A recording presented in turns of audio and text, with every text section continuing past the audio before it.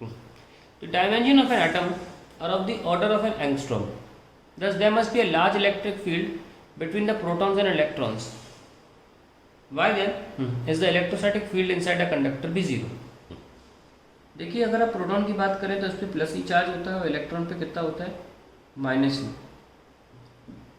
और अगर electric field निकालें इन दोनों के बीच में कितनी है, late us see, k e e by r naught square, where r naught is the distance of the first shell from the nucleus.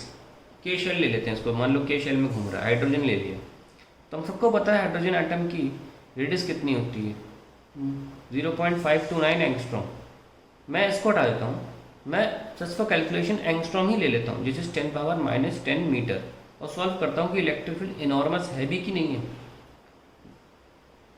1.6 10⁻⁻19 10⁻⁻19 upon angstrom, तो रेडियस का स्क्वायर यानी कि 10⁻⁻20।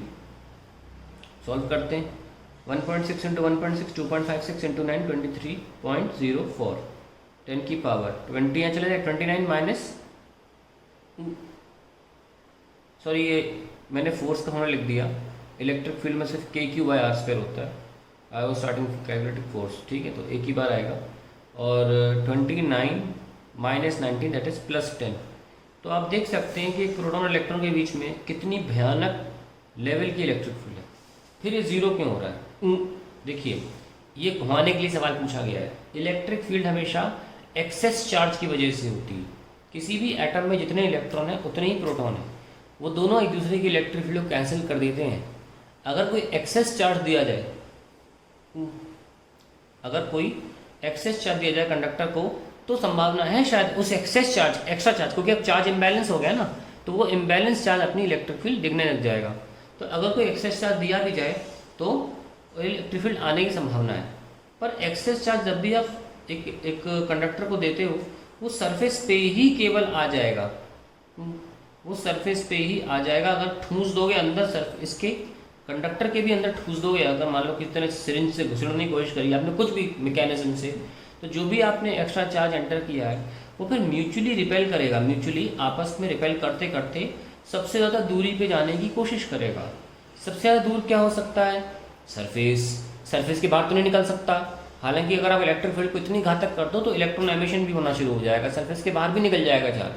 खैर उसकी बात नहीं कर रहे हैं, क्योंकि हमने इलेक्ट्रिक फील्ड हमने सराउंडिंग में दी नहीं है, हमने सिर्फ चार्ज दिया है ना।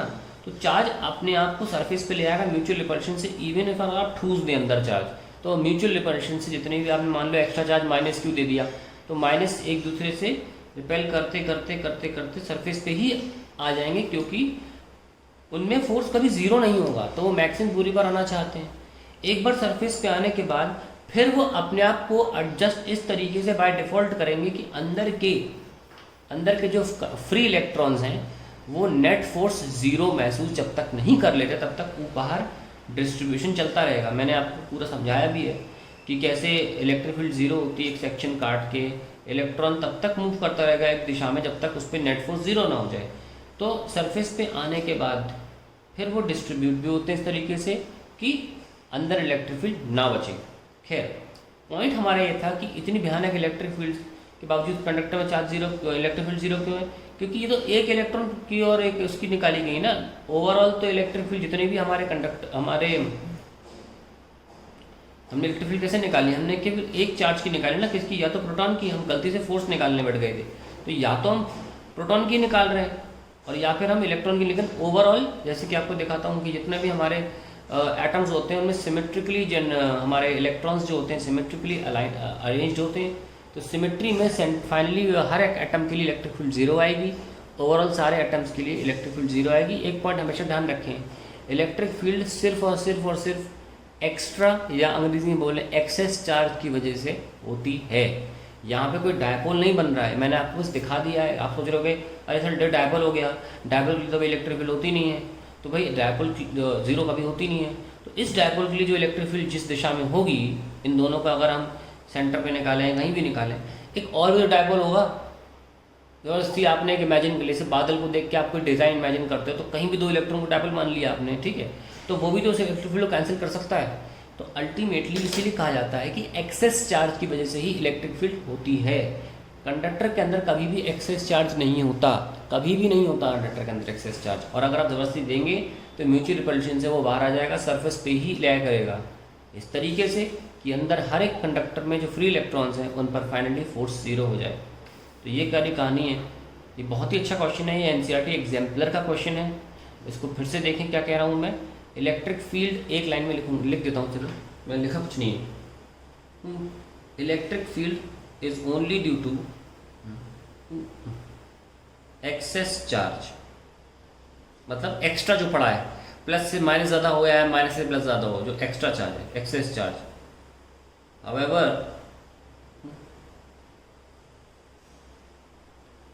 No conductor contains an excess charge. ठीक है, तो बिना चार्ज दिए इलेक्ट्रिक फील्ड 0 है, और चार्ज दोगे भी तो अंदर नहीं बैठेगा, वो सरफेस पे ही आ जाना है हमेशा, म्यूचुअल रिपल्शन। तो इन एनी केस इलेक्ट्रोस्टैटिक्स, तब तक इलेक्ट्रोस्टैटिक्स चल रहा है, इलेक्ट्रिक फील्ड कंडक्टर के अंदर 0 ही रहेगी। तो ये सब क्या है, ये घुमाने वाली चीज़ें मैं सॉल्व करके भी दिखाया आपको कि 10 लेवल की इलेक्ट्रिक फील्ड पर किसी काम की नहीं है, क्योंकि ये कैंसिल हो जाएगी किसी और इलेक्ट्रिक फील्ड की वजह से, अल्टीमेटली सारे के सारे चार्जेस की वजह से।